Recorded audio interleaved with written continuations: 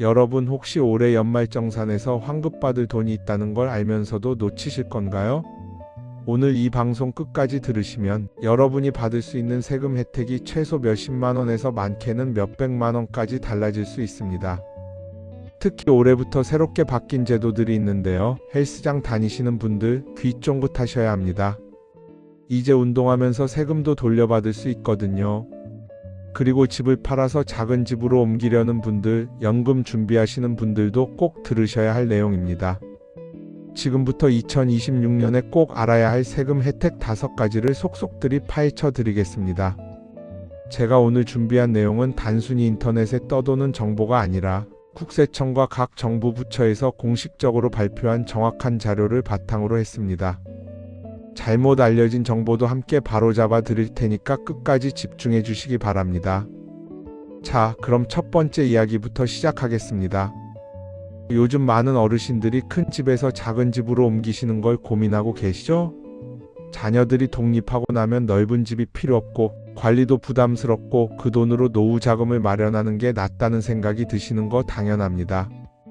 그런데 이렇게 집을 팔아서 작은 집으로 옮길 때 그 차액을 연금 계좌에 넣으면 세금 혜택을 받을 수 있다는 거 아시나요? 이게 바로 다운사이징 특례라는 제도입니다. 인터넷이나 유튜브를 보면 이 제도에 대해 잘못 설명된 내용이 정말 많습니다. 예를 들어서 65세 이상이어야 한다거나 집을 10년 이상 보유해야 한다는 식으로 말씀하시는 분들이 있는데요. 이건 정확하지 않습니다. 국세청 공식 자료를 보면 핵심 조건은 이렇습니다. 먼저 부부 중 한 분이 60세 이상이셔야 합니다. 65세가 아니라 60세입니다. 이 차이가 크죠? 60세부터 가능하다는 건 더 많은 분들이 혜택을 받을 수 있다는 뜻입니다. 그리고 1주택 가구여야 합니다. 집이 여러 채 있으면 안 된다는 얘기죠. 그런데 여기서 중요한 건 보유기간이 꼭 10년이어야 한다는 조건은 없습니다. 자, 그럼 구체적으로 어떻게 되는 건지 설명해 드리겠습니다. 여러분이 지금 살고 계신 집을 팔고 그보다 더 저렴한 집으로 이사를 가신다고 생각해 보세요. 예를 들어 지금 집이 5억 원에 팔렸고 새로 사는 집이 3억 원이라고 하면 차액이 2억 원이 되겠죠? 이 차액, 즉 주택 차액이라고 부르는 이 돈을 여러분의 연금 계좌에 넣으시면 됩니다. 그런데 여기서 주의하실 점이 있습니다. 집을 판 날로부터 6개월 이내에 넣으셔야 한다는 겁니다. 6개월이라는 기한을 꼭 지키셔야 합니다. 이거 놓치시면 혜택을 못 받으십니다. 그리고 평생 동안 넣을 수 있는 총액이 1억 원으로 제한됩니다. 그러니까 여러 번 집을 바꾸시더라도 누적으로 1억 원까지만 이 특례를 이용할 수 있다는 뜻입니다. 또 하나 중요한 조건이 있는데요. 팔려는 집의 기준시가가 12억 원 이하여야 합니다. 기준시가라는 게 실제 거래 가격이 아니라 국세청에서 정한 가격이라는 점 유의하셔야 합니다. 많은 분들이 헷갈려 하시는 부분이 있는데요. 집 판 돈 전체를 연금 계좌에 넣는 게 아니라는 겁니다. 정확히는 기존 집 양도가액에서 새 집 취득가액을 뺀 차액만 넣으시면 됩니다. 이 부분 꼭 기억하셔야 합니다. 예를 들어 설명해 드리겠습니다. 김 선생님이라는 분이 계시다고 해볼게요. 김 선생님은 올해 61살이십니다. 지금 살고 계신 아파트를 7억 원에 팔고 4억 원짜리 작은 아파트로 이사를 가시기로 했습니다. 그러면 차액이 3억 원이 나오는데 이 3억 원 전체를 연금 계좌에 넣을 수 있을까요? 아닙니다. 평생 한도가 1억 원이니까 1억 원까지만 넣으실 수 있습니다. 그리고 이걸 양도일로부터 6개월 안에 넣으셔야 특례를 받으실 수 있습니다. 만약 김 선생님이 3월에 집을 팔았다면 9월까지는 연금 계좌에 돈을 넣으셔야 한다는 뜻입니다. 그럼 이렇게 해서 얻는 혜택이 뭐냐 궁금하시죠? 일단 연금 계좌에 돈을 넣으면 그 금액에 대해서 세액 공제를 받을 수 있습니다. 그리고 나중에 연금으로 받으실 때도 세제 혜택이 있고요.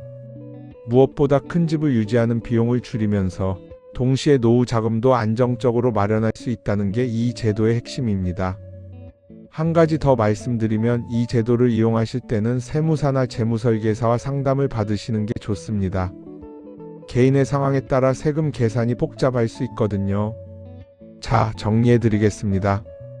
다운사이징 특례는 60세 이상 1주택 가구가 집을 팔고 더 더 작은 집으로 이사할 때 그 차액을 6개월 이내에 연금 계좌에 넣으면 세제 혜택을 받을 수 있는 제도입니다. 평생 한도는 1억 원이고 8년은 집의 기준 시간은 12억 원 이하여야 합니다. 자, 이제 두 번째 이야기로 넘어가겠습니다. 여러분 혹시 헬스장이나 수영장 다니고 계신가요? 건강을 위해서 운동하시는 분들 많으시죠? 그런데 이제는 운동하면서 세금까지 돌려받을 수 있게 됐습니다. 믿기시나요? 올해 7월 1일부터 새로운 제도가 시작됩니다. 바로 체육시설 이용료를 문화비 소득공제 대상에 포함시킨 겁니다. 지금까지는 영화 보거나 책 사거나 공연 보러 가는데 쓴 돈만 문화비 소득공제를 받을 수 있었는데 이제는 헬스장이나 수영장 이용료도 여기에 포함된다는 겁니다. 이게 정말 획기적인 변화입니다. 많은 어르신들이 건강관리를 위해서 헬스장이나 수영장을 이용하시거든요. 한 달에 5만원, 10만원씩 내시는 분들도 계시고 1년이면 100만원이 넘게 쓰시는 분들도 있으십니다. 이제 이런 비용의 30%를 돌려받을 수 있다는 겁니다. 구체적으로 설명해 드리겠습니다. 공제율이 30%입니다. 그러니까 여러분이 1년 동안 헬스장에 100만원을 쓰셨다면 그중 30만원을 소득공제 받을 수 있다는 뜻입니다. 이게 작은 돈이 아니죠. 그런데 여기서 주의하실 점들이 있습니다. 먼저 시점입니다. 2025년 7월 1일 이후에 결제하신 분부터 적용됩니다. 그러니까 올해 상반기에 이미 내신 회비는 해당이 안 됩니다. 7월부터 내시는 비용부터 공제를 받으실 수 있습니다. 그리고 모든 체육시설이 다 되는 건 아닙니다. 법에 따라서 신고하고 등록된 체육시설이어야 합니다. 그러니까 정식으로 허가받고 운영하는 헬스장이나 수영장이어야 한다는 뜻이죠. 포함되는 범위도 알아두시면 좋습니다. 기본 이용료는 당연히 포함되고요. 거기에 수건 대여료나 수영모 대여료 같은 것도 포함됩니다. 운동하시면서 필요한 부대 비용도 인정해 준다는 거죠. 그런데 한 가지 조심하실 게 있습니다. 강습이 포함된 상품은 조금 다릅니다. 예를 들어서 수영 강습을 받으신다고 해볼게요. 순수하게 시설만 이용하는 게 아니라 강사님한테 배우는 거잖아요. 이런 경우에는 강습비 전액이 인정되는 게 아니라 일정 한도 내에서만 문화비로 인정됩니다. 정확한 기준은 총액의 50% 한도로 알려져 있습니다. 그러니까 한 달에 20만원짜리 수영 강습을 받으신다면 그중 10만원 정도만 문화비로 인정받을 수 있다는 뜻입니다. 그리고 결제 방법도 중요합니다. 신용카드나 체크카드로 결제하셔야 나중에 증빙이 됩니다. 현금으로 내시면 공제를 받기 어려울 수 있으니까 꼭 카드로 결제하시기 바랍니다. 이 제도의 좋은 점은 건강도 챙기고 세금도 돌려받을 수 있다는 겁니다. 어차피 건강을 위해서 운동은 하셔야 하잖아요. 그런데 그 비용의 일부를 돌려받을 수 있다면 더 좋은 일이죠. 실제 사례로 설명해 드리겠습니다. 박 선생님이라는 분이 계신다고 해볼게요. 박 선생님은 매달 헬스장에 9만원씩 내고 계십니다. 1년이면 108만원이 되겠죠. 7월부터 제도가 시작됐으니 7월부터 12월까지 6개월 분이 54만원입니다. 이 54만원의 30% 그러니까 약 16만 2천원 정도를 연말정산 때 돌려받으실 수 있습니다. 적은 돈 같지만 한 푼 두 푼 모이면 큰 돈이 됩니다. 정리하겠습니다. 2025년 7월 1일부터 헬스장, 수영장 같은 체육시설 이용료가 문화비 소득공제 대상에 포함되었습니다.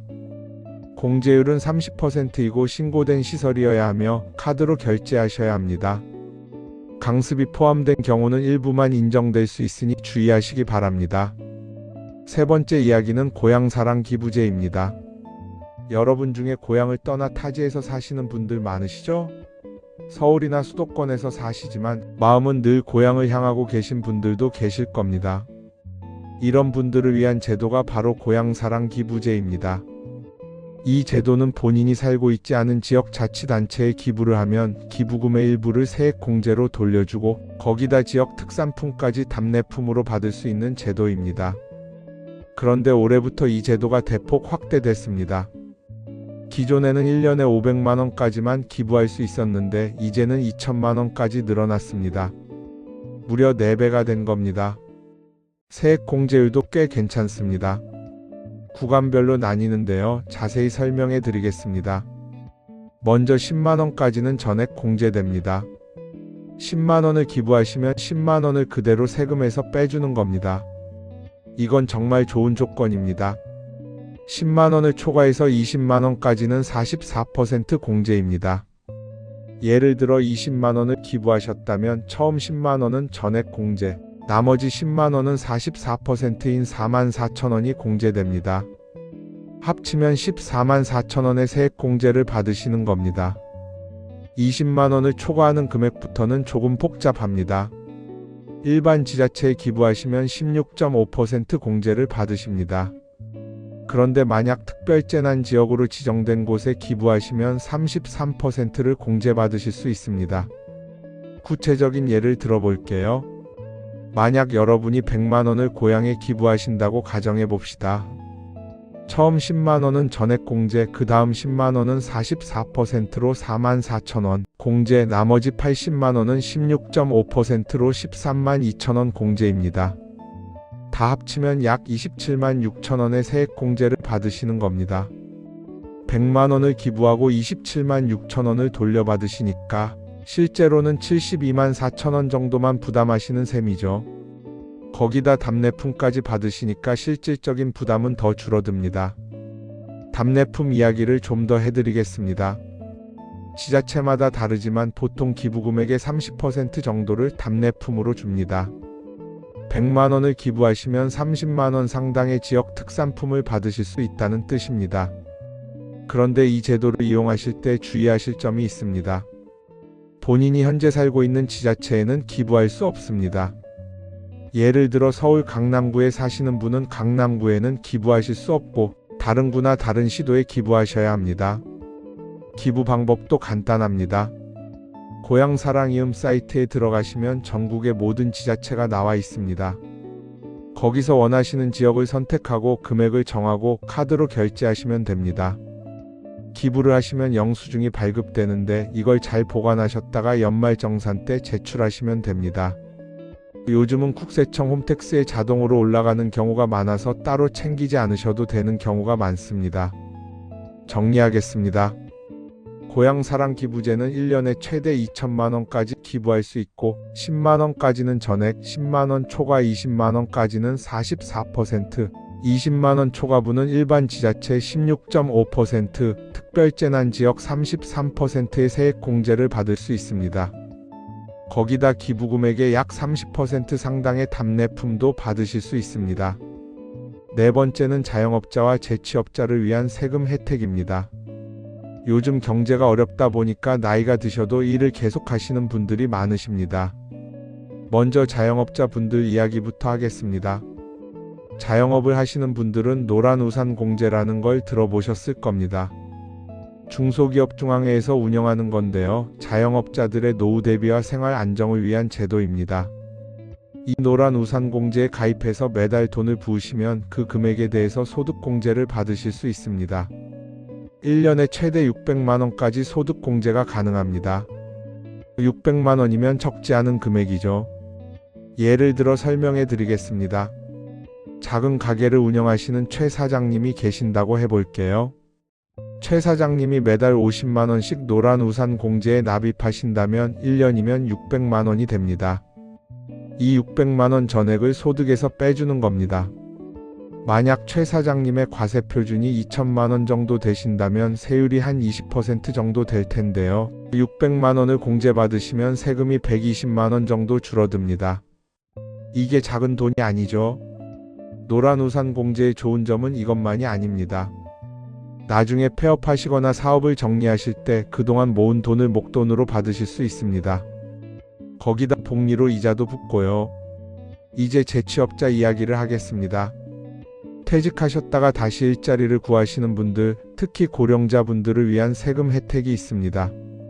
이게 바로 중소기업 취업자 소득세 감면 제도입니다. 이 제도는 60세 이상 고령자가 중소기업에 취업하면 3년 동안 소득세의 70%를 감면해 주는 겁니다. 70%면 거의 대부분을 안 내도 되는 거나 마찬가지죠. 구체적으로 설명해 드리겠습니다. 박 선생님이 65살에 퇴직하셨다가 67살에 중소기업에 재취업을 하셨다고 해볼게요. 월급이 200만 원이라고 하면 원래는 소득세를 내셔야 하는데 이 제도를 적용받으시면 그 세금의 70%를 안 내셔도 됩니다. 한 달에 10만 원 정도 소득세를 내셔야 했다면 70%인 7만 원을 감면받으시니까 3만 원만 내시면 되는 겁니다. 1년이면 84만 원을 절약하시는 거죠. 3년 동안 받으시면 252만 원의 혜택을 보시는 겁니다. 이 제도는 2026년까지 연장됐습니다. 그러니까 내년까지는 확실하게 혜택을 받으실 수 있습니다. 주의하실 점은 중소기업이어야 한다는 겁니다. 대기업은 해당이 안 됩니다. 그리고 60세 이상이라는 연령 조건도 중요합니다. 정리하겠습니다. 자영업자는 노란우산 공제를 통해 연 최대 600만 원까지 소득 공제를 받을 수 있고 60세 이상 고령자가 중소기업에 재취업하면 3년간 소득세의 70%를 감면받을 수 있습니다. 이 제도는 2026년까지 적용됩니다. 마지막 5번째는 자녀 세액 공제입니다. 자녀가 있으신 분들, 손주가 있으신 분들이라면 꼭 알아두셔야 할 내용입니다. 인터넷에 떠도는 정보 중에 잘못된 게 많아서 오늘 정확한 금액을 알려드리겠습니다. 많은 분들이 헷갈려 하시는 부분이 바로 금액입니다. 인터넷에 보면 한 명당 25만 원, 2명 30만 원, 3명 40만 원 이런 식으로 나와 있는 곳들이 있는데요. 이게 정확하지 않습니다. 국세청 공식 자료를 보면 이렇습니다. 자녀가 한 명이면 연 25만 원, 여기까지는 맞습니다. 그런데 2명이면 55만 원입니다. 30만 원이 아니라 55만 원입니다. 이 차이가 크죠? 3명부터는 좀 복잡합니다. 3명이면 95만 원입니다. 어떻게 계산되냐면 2명까지 55만 원이고 거기에 세 번째 자녀부터는 한 명당 40만 원씩 추가되는 겁니다. 55만 원 더하기 40만 원에서 95만 원이 되는 거죠. 4명이면 135만 원입니다. 95만 원에 40만 원을 더하면 되겠죠. 5명이면 175만 원 이런 식으로 계산하시면 됩니다. 예를 들어 볼게요. 김 선생님 댁에 자녀가 3명 있다고 합시다. 잘못된 정보대로라면 40만 원을 공제받는다고 생각하실 수 있는데 실제로는 95만 원을 받으시는 겁니다. 55만 원이나 차이가 나는 거죠. 이거 절대 작은 돈이 아닙니다. 그리고 이건 세액공제라는 점도 중요합니다. 소득공제가 아니라 세액공제입니다. 소득공제는 소득에서 빼주는 건데 세액공제는 세금에서 직접 빼주는 겁니다. 그러니까 95만 원이면 실제로 내야 할 세금이 95만 원 줄어드는 거죠. 만약에 올해 내야 할 세금이 200만 원이었는데 자녀 세액공제로 95만 원을 받으시면 실제로는 105만 원만 내시면 되는 겁니다. 거의 반이 줄어드는 셈이죠. 여기에 더해서 출생임양 세액공제라는 것도 있습니다. 올해 아이를 낳으셨거나 입양하셨다면 추가로 공제를 받으실 수 있습니다. 첫째는 30만 원, 둘째는 50만 원, 셋째 이상은 70만 원입니다. 연말정산 시즌이 되면 회사에서 공제신고서를 제출하라고 하실 텐데 그때 자녀 정보를 정확하게 입력하셔야 합니다. 주민등록번호, 관계, 나이 이런 것들 말이죠. 잘못 입력하시면 공제를 못 받으실 수도 있으니까 주의하셔야 합니다. 자녀가 장애인이라면 추가 공제도 받으실 수 있습니다. 장애인 추가 공제로 한 명당 연 200만 원을 더 받으실 수 있습니다. 이건 정말 큰 혜택입니다. 또 자녀가 대학생이라면 교육비 세액 공제도 함께 받으실 수 있습니다. 등록금이나 교재비 같은 걸 공제받으실 수 있는데 이것도 놓치지 말고 챙기시기 바랍니다. 정리하겠습니다. 자녀 세액 공제는 한 명당 연 25만 원, 2명 55만 원, 3명 95만 원, 4명 135만 원입니다. 인터넷에 잘못된 정보에 속지 마시고 정확한 금액으로 공제받으시기 바랍니다. 자, 여기까지 2026년 세금 혜택 5가지를 모두 살펴봤습니다. 다시 한번 정리해 드리겠습니다. 첫째, 집을 팔아 작은 집으로 옮기실 때는 다운사이징 특례를 활용하세요. 60세 이상 1주택 가구가 주택 차액을 6개월 이내에 연금 계좌에 넣으면 됩니다. 평생 한도 1억 원까지입니다. 둘째, 2025년 7월 1일부터 헬스장, 수영장 이용료가 무나비 소득공제 대상입니다.